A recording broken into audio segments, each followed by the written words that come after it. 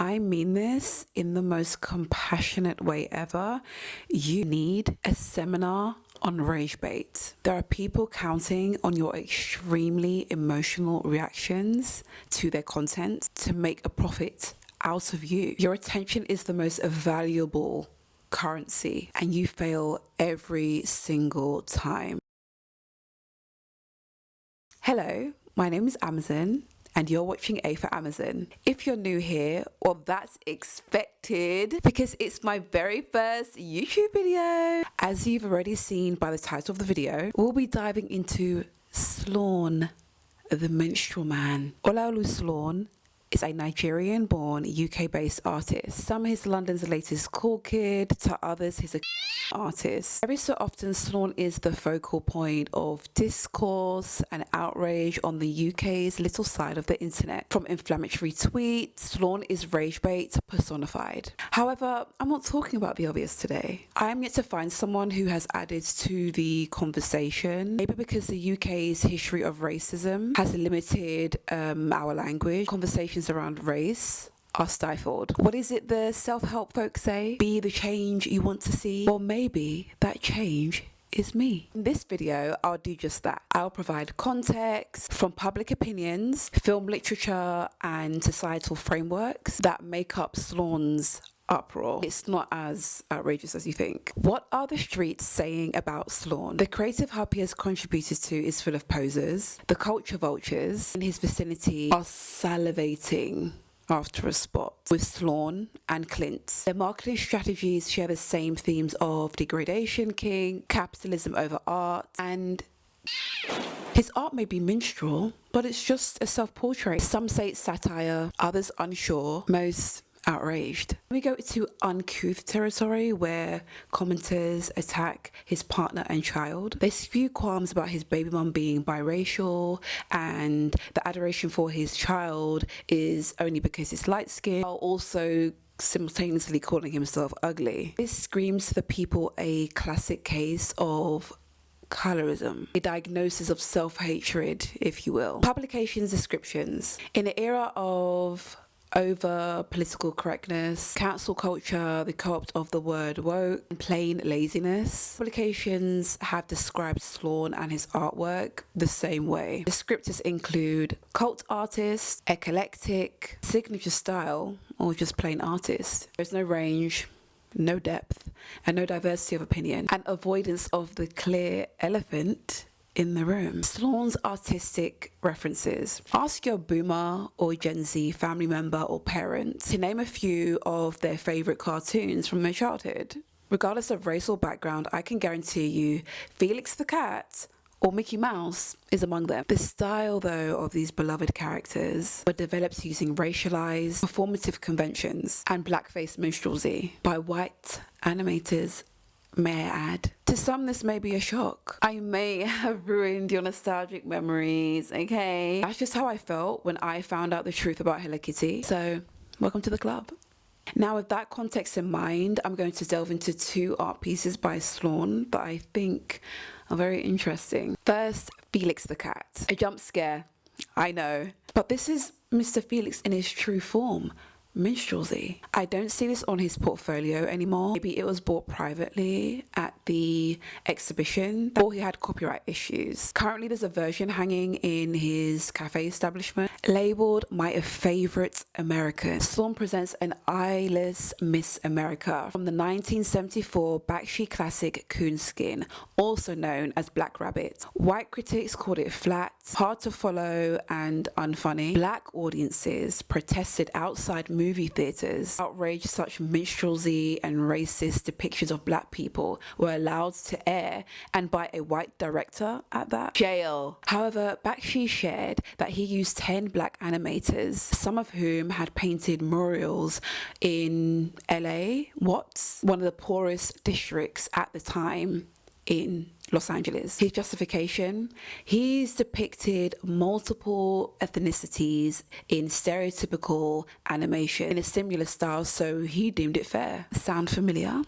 My Favorite American, being the name he specifically chose for this piece, shows his intentionality and referencing. Miss America represents the cruel and vindictive system that oppresses black men in particular in the US, menacingly promising things and changing her tune, but it's still, God bless America, my home of the brave and free. Believing her lies, even if it means she acknowledges them for a split second. In Slawn's case, a broke Nigerian skater boy who's trying to make a creative name for himself. He moves to the UK and finds that the UK streets are paved of soot and not gold. What ways does someone try and make it in such a country? The one that colonized yours as an African immigrant. You accept defeat or you tap dance. Do with that what you will.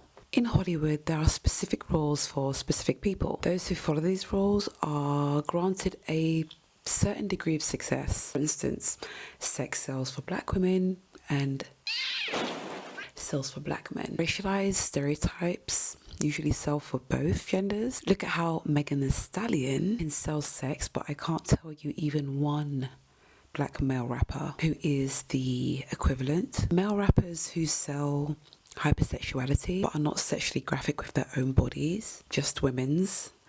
Or how Candace Owens is received versus conservative black men. It's like day and night. Hollywood is a microcosm of the very media messaging it produces in film. In reference to Slawn's framework, what do the producers Hollywood Shuffle, Erasure and Bamboozled and American Fiction all have in common?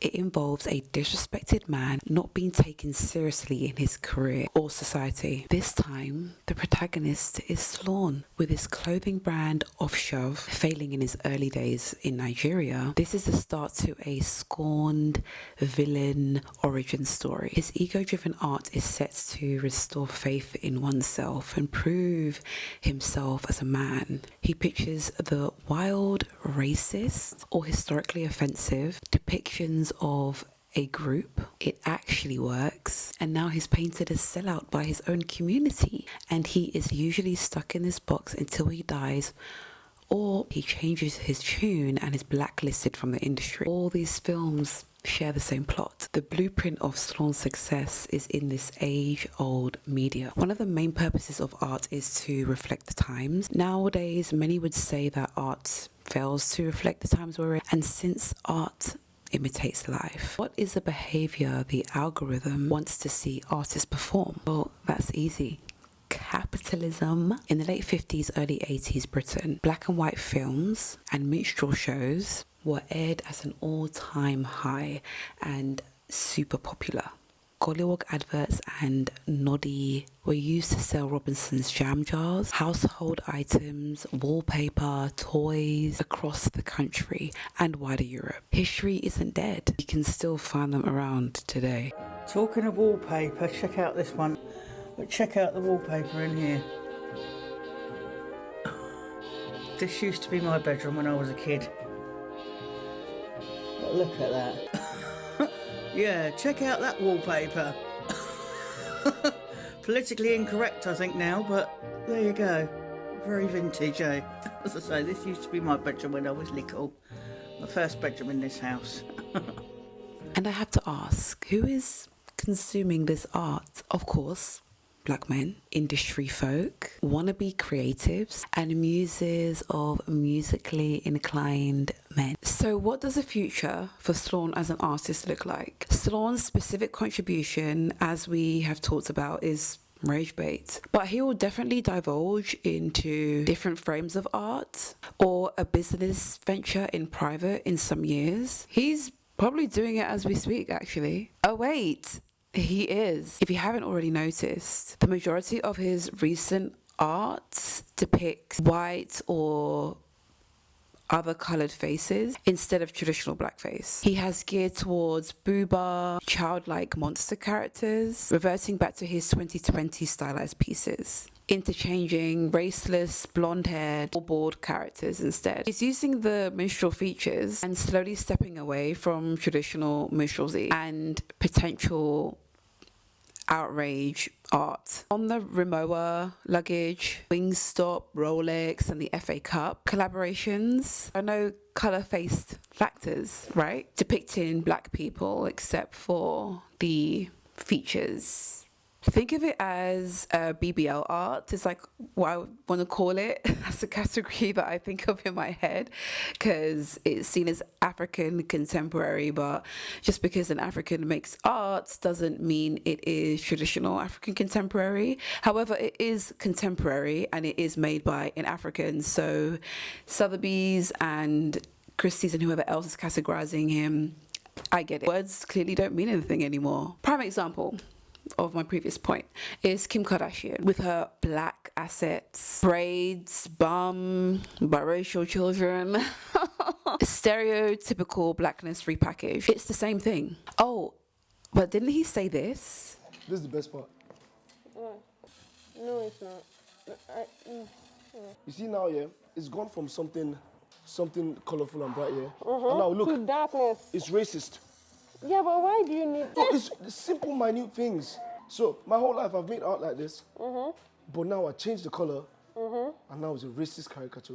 You can't what write you time, painted right? is not fine? But I digress. This repackage or change is the only way his art would have been accepted in these high profile spaces because they don't want the whole racial backlash because it's bad for business, whether they like to admit it or not, especially as it's attached to Saatchi Yates, his recent exhibition, for one of their first debuts focusing on new artists and contemporary artists. As I said before, a BBL makeover. If the Kardashians reduce their tans and reduce their bums to elevate their brand and be welcomed back into white spaces, again, Slawn can do the same.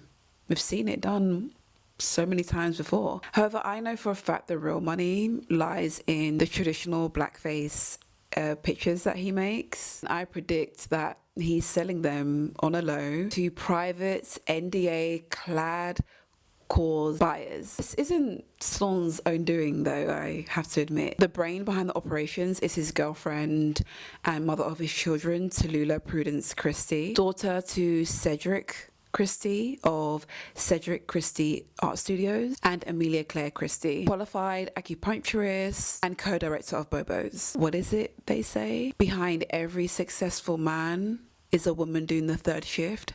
Oh, I mean a strong woman, sorry. Tallulah is the one behind the Bobo's Cafe structure and business and social media. Now she's created a new venture that hasn't been released to the public yet called Gallery with another guy. Here I think she'll make a name for herself in the art world and probably more profit using Slawn's art and cutting out the middleman. She has already swapped minstrel for Afrocentric art like Gabriel Moses in her family home, and the Bobo's Cafe paired with Afrocentric interior. Her modern contemporary approach shows exactly where they want to be, an artsy couple taken seriously in the industry. But rappers, those in powerful or hyper visible positions, have done it and will continue to do so. If his tweets weren't so inflammatory, I would say he's taken an American fiction approach or Hollywood shuffle,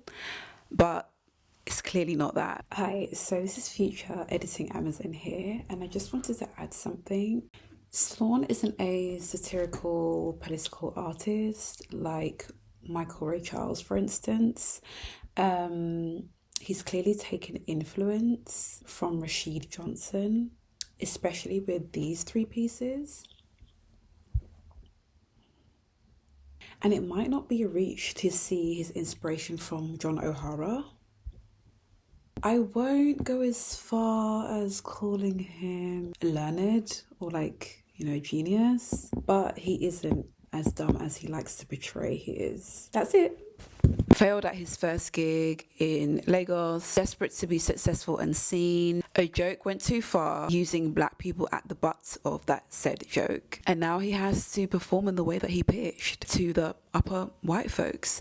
Don't let his audience fool you of who's really in power here. It's the Tremaine Emery chicken bone necklace way, not the Jay-Z I'm not black, I'm OJ way. Olaoluwa was Slawn's new era built on minstrel foundation. He used your outrage as leverage, biding time to change his style and elevate. Now he's geared towards the same form with a different sentiment to make it look like it was his intention all along. And once again, the agitated lose and the agitator wins. If you like this video, please don't forget to like and subscribe. Leave a comment or two. I'd love to engage with you. And as always, ta-ra for now.